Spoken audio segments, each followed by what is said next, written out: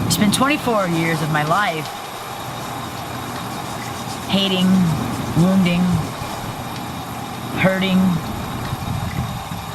loathing, shaming myself. And I think that's because I had this empty space inside of me that I couldn't quite put words to. These are all just pictures of back in my party days. This is before the meth happened, but there was still a lot of drug use, cocaine and whatnot. This picture is when I got arrested in Florida. This was my second time getting arrested. After getting arrested the first time, I had sworn that I wasn't gonna go out and hang out with people, and my friends from work were telling me how much they miss me. We were at the bar, and I woke up in my car several hours later in my truck with somebody else driving my truck. When I had finally got home, my toenails were ripped off of my feet. Like, I don't know what happened between the bar and when I got arrested, but something crazy. I'm not sure why I was so miserable. You know, it wasn't my lifestyle in these photos. It wasn't my lifestyle that was so bad.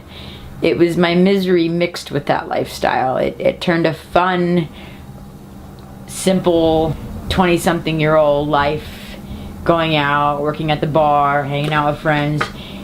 Something simple like that got completely twisted and gnarled into this toxic, tragic experience. People ask, you know, why did you start doing drugs? Why did you start having an eating disorder? And that's always been a hard question to answer. Look at my grandma Pat. She dressed up like me, and a bandana and a lip ring and a tattoo. Gosh, it's hard for me to remember. I've blocked a lot of that stuff out. One time she was on this busy highway and I said, Krysten, and she was walking and all I had was about $5 or $10, I don't know, and she said, no, Grandma, I don't want it, and I just threw it out the car, you know. I made her take things. Grandpa and I both we would have done anything for Krysten, and we did, and it was probably way too lenient, but that was okay. You know, I just kept thinking, if I pile it on, the good stuff and the food and the money, and that would be enough, but it was, you know, it wasn't. I remember I was embarrassed to let anybody know. When I used to first be with meth, I sold it. I never intended on doing it. It was never something I wanted to do. I actually mocked the people that would buy the dope from me, because they would spend money on drugs before they would feed their kids even. And I just thought that was so ridiculous. And it wasn't long until I was one of those people.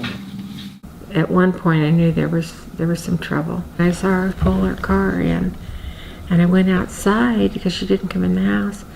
She had her window rolled down. I don't know if she was pretending to be asleep.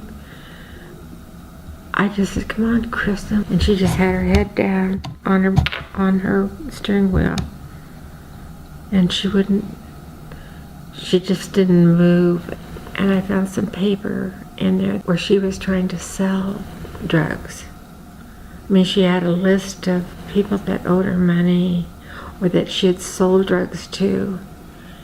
And they won their money back. I didn't even know what meth was. But she could have ended up dead. We wanted her alive. It started when she was in Florida. She got arrested, and I know I was told everything that she was arrested for, but I kind of blocked that out of my head. What I was aware of is that she had an eating disorder. So I got an attorney and I got a counselor that could go in and confirm that she had an eating disorder.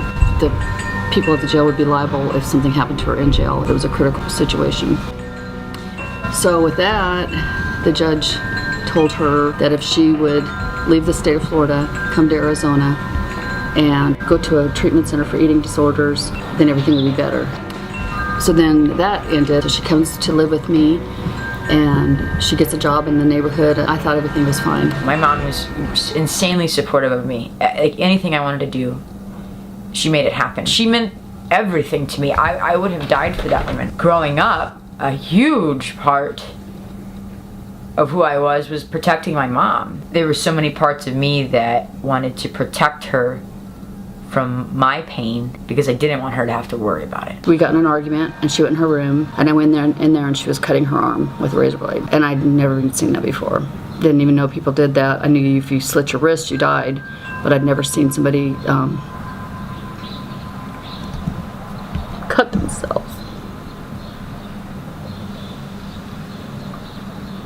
I did not want to believe that she was doing anything wrong. Where was her little blonde-haired, perfect teeth, beautiful and funny and smart. She would go off and she was so cute and I'd iron her shirts for her and I was so thrilled and I had no idea.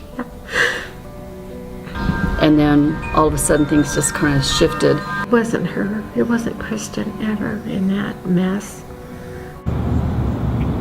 When the time came and the story unfolded and I ended up getting arrested at work for a few different things, a little piece of that reality started sparking in my gut. Knowing that the pipe and the meth in my pocket that I hadn't smoked yet was gonna get taken away, I think that was probably the thing I was worried about most. I was like, oh shit, like, is this seriously happening? Like is this really I'm in a room in the office, I can't run. I'm busted. I'm busted. There's no way that I can get out of this. And I had gotten away with so much stuff. I had been successful in lying and cheating and robbing and thieving and literally and figuratively, from people, from places, from my family. I pulled into the parking lot of this place and there were 2 police cars parked right in front. And everything, I can't even describe the feeling. It was just sick and I knew they were there for her. I knew it. And I didn't know why.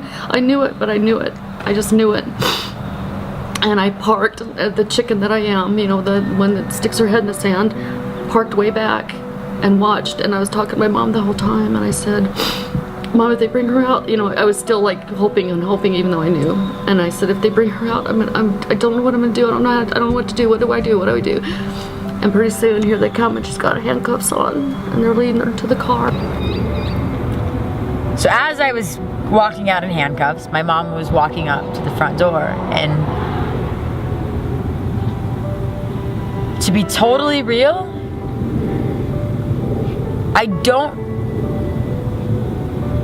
I had already let my mother down in my eyes so much that seeing her, it just made sense to me. I'm like, of course she's here. Of course she'd be walking up right as I'm walking out. She was in the back seat of the car. The window was down about a few inches. Her hands were behind her back in cuffs. She was caught smoking meth in the bathroom and I let her down. I failed her. Oh my God. And then I'm in the back of the cop car. My mom's like wanting to, mother me. And the cop told my mom, like, she's high. She's not herself. Leave her alone. She needs to go to jail. There's nothing you can do. Change your locks. Ignore her. Stop. Stop doing what you've been doing.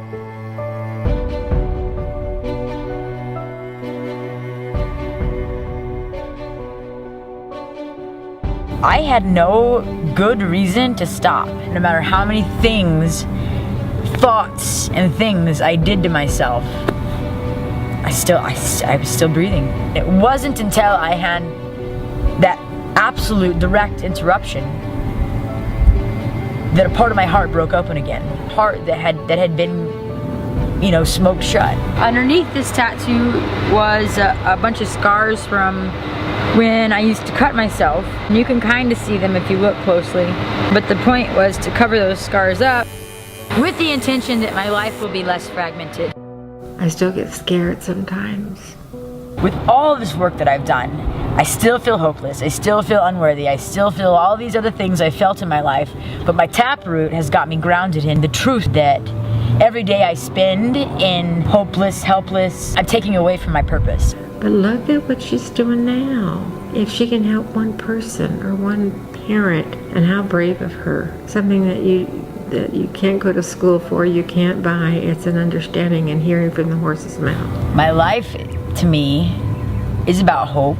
It's about transformation. It's about the impossible.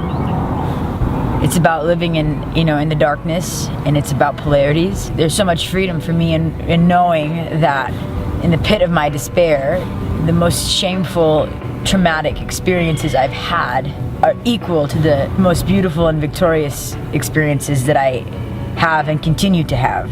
From there, the One True Love came. One True Love that Krysten and Ann have co-founded is like phenomenal.